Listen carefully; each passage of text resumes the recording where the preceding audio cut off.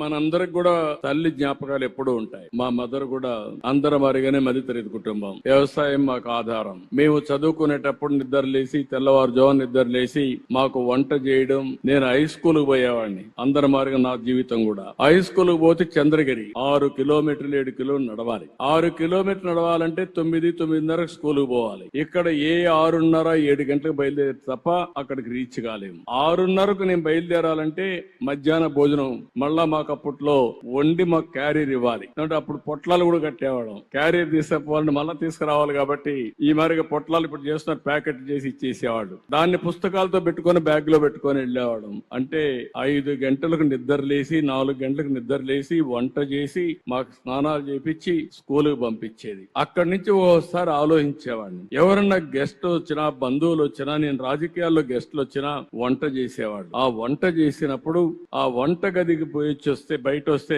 కళ్ళంతా నీళ్లు కనపడేటివి. అంటే ఆ పొగంతా వచ్చేది, కడుపులేకి పొగబోయేది, కళ్ళ నీళ్లు వచ్చేటివి. అది చూసిన తర్వాత నాకు అనిపించింది, నేను ముఖ్యమంత్రి అయిన తర్వాత నా తల్లి పడిన కష్టాలు ఏ ఆడబిడ్డ పడకూడదనే ఉద్దేశంతోనే దీపం ద్వారా వంట గ్యాస్ సిలిండర్లు మీకు ఇచ్చాను. దేశంలో ఎవరికి ఆలోచన రాలేదు. మా తల్లి కష్టాలు చూశాను. అందుకే నా ఆడబిడ్డలు అవస్థ పడకూడదనే ఉద్దేశంతో 95-97లోనే ఆడబిడ్డలందరికీ గ్యాస్ సిలిండర్లు ఇచ్చాను. ఇప్పుడు మళ్లీ కొంతమంది రేట్లు పెరిగాయని మళ్ళా కట్టెల పొయ్యి పెట్టుకుంటా ఉంటే ఇది కరెక్ట్ కాదని దీపం 2 కింద మళ్లీ 3 సిలిండర్లు ఉచితంగా ఇచ్చే కార్యక్రమానికి శ్రీకారం చుట్టాను. ఇది స్ఫూర్తి.